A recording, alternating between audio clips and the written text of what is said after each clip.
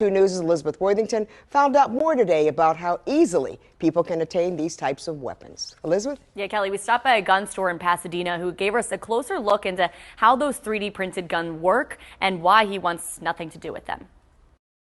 When Luigi Mangione was arrested at a McDonald's in Altoona, he was armed with a weapon that's increasingly causing concern among law enforcement agencies across the country. He was in possession of a ghost gun that had the capability of firing a 9mm round and a suppressor. It's called a ghost gun because it's untraceable. There's no serial number.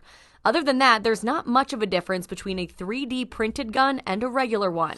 See how it's all milled out in the center? Frank Lone at Pasadena Pawn and Gun Shop shows us them side by side. Yeah, this is look at it, feel it, it's plastic.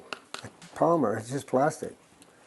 It's no big deal to print them out. Police couldn't say whether Mangione purchased the 3D printed receiver or made it himself, but Lone says it'd be easy either way. I mean, you could go online and just order these 80%ers. Right. And they send them right to your house. An 80%er is industry slang for an unfinished receiver or frame. When they're printed out, they aren't technically a firearm yet. The rest of the parts you can buy.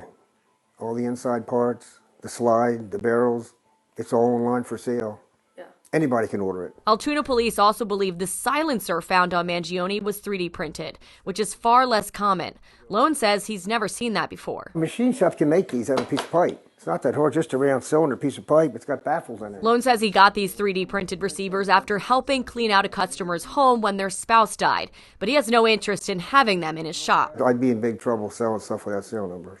Yeah, I wouldn't. That's why I don't even want them here. People come in sometime, they want to pawn something out. I said, nothing, I don't want nothing to do with it. Take it with you. Don't even leave it here.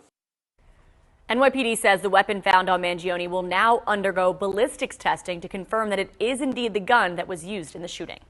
And I guess this just adds to the whole concerns about access to guns. Baltimore City had a share about ghost guns. Yeah, it became big enough of an issue that the city actually sued Polymer 80, which was a national manufacturer that sold these gun kits that allowed people to make ghost guns out of their homes. They settled that lawsuit back in February. That's not to say that the gun Mangione had was Polymer 80. We still don't know whether he made it himself or whether he purchased it online.